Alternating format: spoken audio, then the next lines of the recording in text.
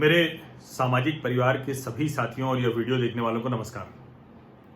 अभी चीन के साथ जिस तरह के विवाद में हम उलझे हुए हैं, उसमें भले ही दोनों देशों का विदेश मंत्रालय और सेनाओं की तरफ से जारी होने वाले बयान जो प्रवक्ता कह रहे हैं, उसमें ये कहा जा रहा है कि हम किसी भी हाल में बातचीत से हल निकालेंगे, लेकिन ये मसला इतना आसान इस बार है नहीं। और उसके पीछे सबसे बड़ी वजह यही है कि भारत इस बार झुकने को, पीछे हटने को तैयार नहीं है, बल्कि वो पूरी तरह से मन बना चुका है कि जहां चीन घुस आया है वहां से पीछे हटाया जाएगा। अब जब हम ये कहते हैं तो तुरंत हम भारतीय एकदम से अचानक सरकार के ऊपर, सेना के ऊपर चढ़ जाते हैं कि इसका मतलब ये हुआ कि चीन की सेनाएं हमारी सीमा में घुस आई हैं। निश्चित तौर पर घुस आई, इसमें कहीं कोई संदेह नहीं है। और अगर वो घुसी न होती तो ये जो घटनाक्रम है ये नहीं होता। अगर वो उस जगह नहीं आ गई होती जहां भारत भी अपना क्षेत्र मानता है और चीन भी कहता है, तो ये झगड़ा क्यों होता।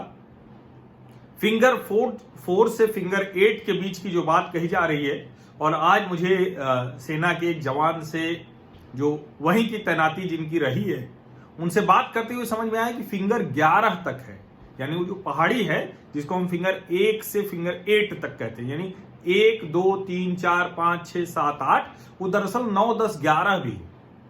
और जिन सैनिक से मेरी बात हुई, उन्होंने बहुत जोश के साथ कहा कि हम लोग उनको फिंगर 9 तक ढकेलने में कामयाब होंगे, और बहुत भरोसे से उन्होंने कहा कि वो टिक नहीं सकते हैं। उन्होंने कहा कि अगर वो 3 सैनिक होंगे तो शायद हमारे 1 सैनिक से भिड़ पाएंगे, निपट पाएंगे। खैर, ये भारतीय सैनिक है, उनका जोश एकदम आसमान पर है।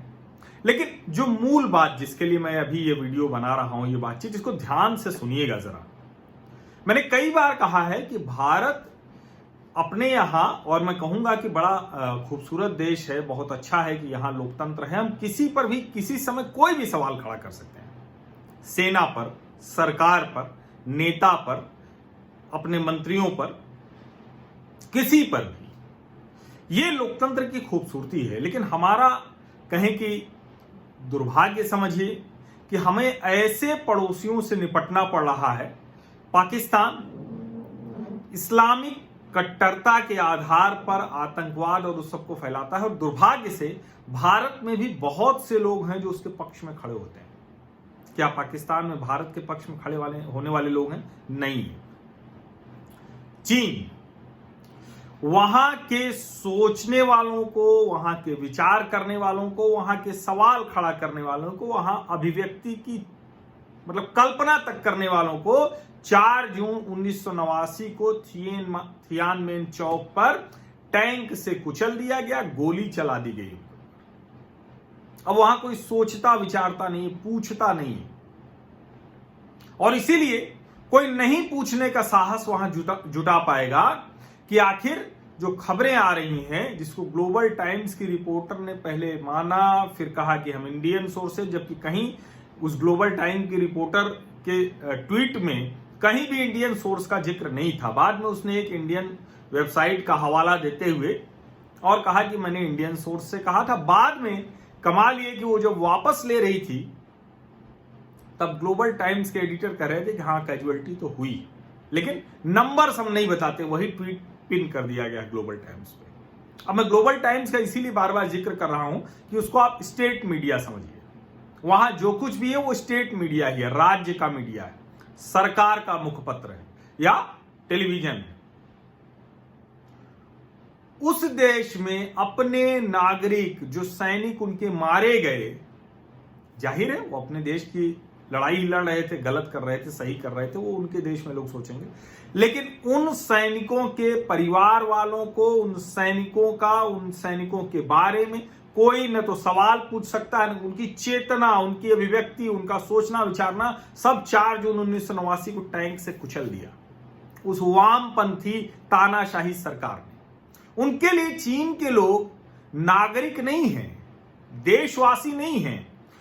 जो चाइनीज कम्युनिस्ट पार्टी है, जो शी जिनपिंग की अगुवाई वाला एक 3000 सदस्यों वाला जो एक कहें कि वही सदस्य हैं जो सबसे अमीर हैं वहां, वही सदस्य हैं जो सब कुछ कर सकते हैं, वही सदस्य हैं जो जिंदगी जीते हैं, और उसके अलावा सब वहां कीड़े मकोड़े हैं।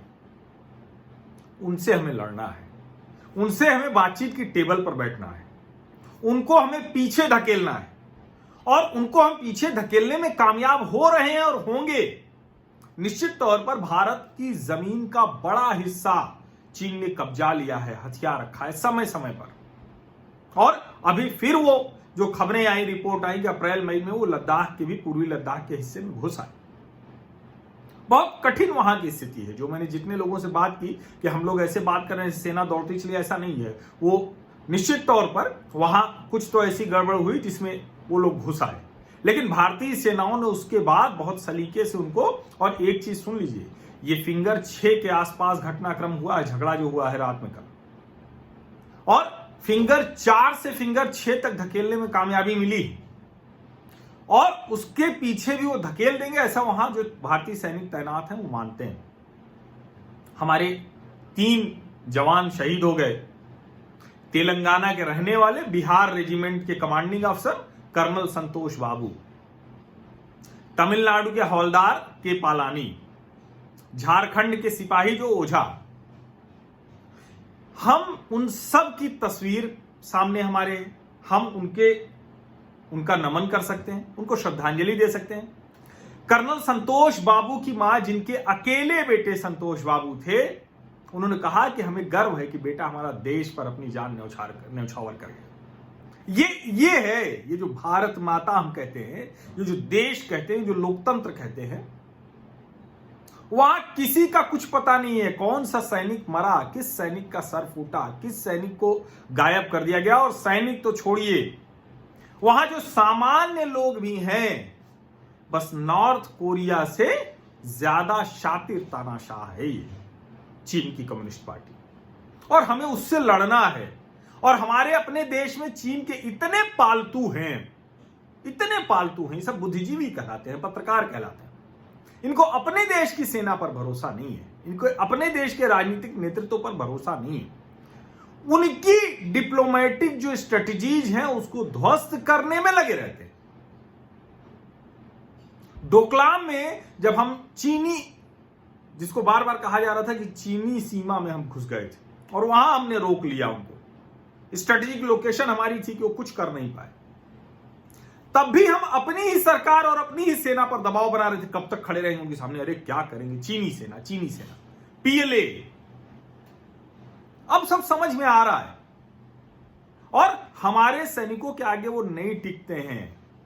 लेकिन हमारे देश में जो चीन के पालतू हैं, हमारे देश में जो चीन के बंधुआ बुद्धिजीवी हैं, और जरूरी नहीं कि हर चीन के पालतू को, जब मैं कह रहा हूं तो उसको कोई चीन से कोई पैसे मिल रहे हैं, वो विचार से बंधा है, उसको वामपंथ ऐसा प्रिय लगता है कि उसको लगता है कि अरे सोचिए, आज कम्युनिस्ट पार्टी ऑफ इंडिया के लोग सरकार विरोधी प्रदर्शन कर रहे थे 20, 25, 50 लोग, सीताराम येचुरी, वृंदा करात, ये सब लोग अपना थे।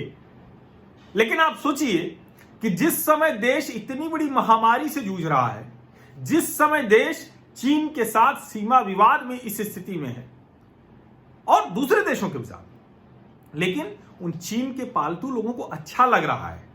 उनको लग रहा है कि अरे ये तो हमारा वामपंथी चीन है, अरे ये तो हमारा वामपंथी नेपाल है। आप इस बात को ठीक से समझिए। जो भी स्थिति है, आप बयान आने दीजिए भारतीय सेना का, भारतीय विदेश मंत्रालय का, भारतीय रक्षा मंत्रालय का, भारत सरकार का। आप यकीन मानिए कि वो जो बेस्ट पॉसिबल होगा इस देश की संप्रभुता को, इस देश की सीमाओं को जो अक्षुण्ण रखना है, जो संप्रभुता बनाए रखनी है, उसमें वो चूकेंगे नहीं।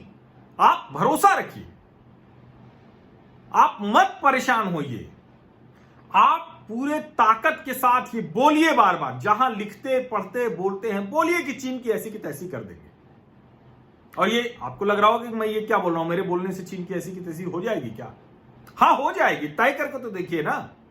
सेना तो हमारी हमेशा सक्षम रही है। हो सकता है कि हम तब उस स्ट्रेटेजिक एडवांसमेंट पे ना रहें, तब हमारे पास वो इंफ्रास्ट्रक्चर का डेवलपमेंट न रहा हो 1962 में, उसके बाद भी हम पिछड़ गए हों, आर्थिक तौर पर वो बड़ी महाशक्ति बन गया, परमाणु हथियार कुछ ज्यादा रख लिए होंगे, लेकिन जो पूरा अगर हम कहें कि भारत और चीन की सैन्य शक्ति क्या है, तो अब हम इतने तैयार हैं।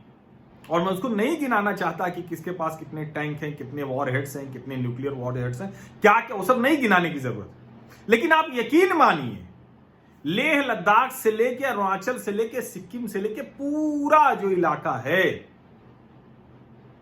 उस पर हम तैयार हैं, मजबूत हैं। हमारा संकट यह है कि हम तो जानते हैं हमारे कर्नल संतोष बाबू चले गए, हमारे हवलदार पलानी चले गए, सीमा हमारी सुरक्षा के लिए उन्होंने अपने प्राणों को न्यौछावर कर दिया, हमारे सिपाही ओझा चले गए। चीन में आदमी नहीं है ना, मशीन है, कोई गया होगा, एक नंबर होगा, उसका खत्म। हम ऐसे लोगों से लड़ रहे हैं और इसीलिए हमारे यहां भावुकता, हमारे यहां मानवता, हमारे यहां मतलब जो सर्वोच्च मानदंड है जीवन के, किसी देश के निवासी के, वो सब हम पालन करते हैं। और हम लड़ उस चीन से रहे जहां सब कुछ मशीन है, किसी का कोई मतलब नहीं है, जीवन तो कुछ है ही नहीं वहां। और वहां की खबरें आती हैं तो वो जिसको कहते हैं ना कि दिमाग हिल जाता है। अभी हांगकांग की मैं तस्वीरें देख रहा था, उस पर अलग से बात करूंगा कि पुलिस वहां हांगकांग और चीन के लोगों को किस बुरी तरह से प्रताड़ित कर रही है। ठीक उसी तरह से गर्दन पे घुटना रखा हुआ अधिकारी का, जो पूरा गियर, रॉयट्स गियर पहने हुए, जैसे वो अश्वेत जॉर्ज फ्लॉयड मर गया था उसी तरह से। लेकिन अमेरिका ने तो उसको सुना दिया ना सजा, अपराधी मान लिया, दोषी साबित होगा, वो हत्यारा हो गया, पूरा अमेरिका जल रहा। हांगकांग चीन में क्या हो रहा है? कुछ नहीं हो रहा है। क्यों? क्योंकि चीन के लोगों के सोचने, समझने, विचार करने की क्षमता पर 4 जून 1989 को बुलडोजर चल गया, टैंक चल गया, गोलियां चल गई। और हमारे देश के जो पालतू हैं चीन के, वो भारत को, भारतीय जो भी सैन्य क्षमता कह लीजिए, जो भी हमारी अपनी क्षमता है, उसको हमेशा हीन ग्रंथि में रखते हैं, इंफीरियोरिटी कॉम्प्लेक्स में दबाना चाहते हैं। इसलिए दबिए मत, आप तय करके देखिए, सब बोलिए, एकदम मजबूती से बोलिए। मैं आपको बता रहा हूं, चीन की ऐसी की तैसी, ये आप बोलिए और आप यकीन मानिए। और एक चीज और मैं बता दूं, जब मैं कह रहा हूं कि यकीन मानिए चीन की ऐसी की तैसी हो जाएगी, ये हम जो भी बोलते हैं, कहते हैं, करते हैं, वो सब चीन उसी सब को देखता है। वो उसी आर्टिफिशियल इंटेलिजेंस, हमारे ऊपर जासूसी, नाना प्रकार के जो एप्स हैं, जो कुछ हैं, अपने देश का मजाक बनाना बंद कीजिए, अपनी सेना को कमजोर समझना बंद कीजिए और सोचिए कि हमारे कर्नल संतोष बाबू, हमारे हवलदार पालानी, हमारे सिपाही ओझा, इनको हम जानते हैं, उनकी तस्वीरें पता है, उनके घर के लोगों से मीडिया बात कर रहा है। चीन के लोगों का नहीं पता वो 5 पीएलए के सैनिक कौन थे जो मर गए। एक नंबर रहा होगा, खत्म हो गया वो नंबर, दूसरा नंबर आ जाएगा। विकल्प नहीं है वहां लोगों के पास। तय कर दिया तो सेना में भर्ती होना है, मैंडेटरी है, फोर्स रिक्रूटमेंट है वहां। छोटे छोटे बच्चों को जिस तरह की ट्रेनिंग देके तैयार किया जाता है, सेना में चले जाओ। हमारी ट्रेनिंग दुनिया की सबसे खतरनाक ट्रेनिंग में है, कठिन ट्रेनिंग में। लेकिन वो अपनी इच्छा से लोग जाते हैं, नहीं कर पाए, बाहर गए, वहां करना ही होता है, नहीं कर पाए, जान चली गई, फर्क है। और इसीलिए हमें लड़ने में मुश्किल होती है, लेकिन इसी ताकत से हम जीतेंगे भी। हम लोकतंत्र रहते हुए इस तानाशाह से जीतेंगे, इस मानवता के हत्यारे देश से जीतेंगे। चीन और चीन के नागरिकों को भी मुक्त कराएंगे। ये काम भारत ही करेगा, यकीन मानिए। और जोर से बोलिए, चीन की ऐसी की तैसी हो जाएगा, पक्का होगा, आप यकीन मानिए। मेरी बात आप लिख के रख लीजिए। बहुत बहुत धन्यवाद। और आपको लगता है कि इस तरह के नजरिए से, इस दृष्टिकोण से बातचीत होनी चाहिए, चर्चा होनी चाहिए, तो इस मेरे सामाजिक परिवार को और थोड़ा सा मजबूत कीजिए। हमारा परिवार और जितना बड़ा होगा, उतना हम चीन की ऐसी की तैसी आसानी से कर पाएंगे। सब्सक्राइब कर लीजिए, नोटिफिकेशन वाली घंटी दबा दीजिएगा, तो आपको समय पर जानकारी मिल जाएगी किसी नए वीडियो की। बहुत बहुत धन्यवाद।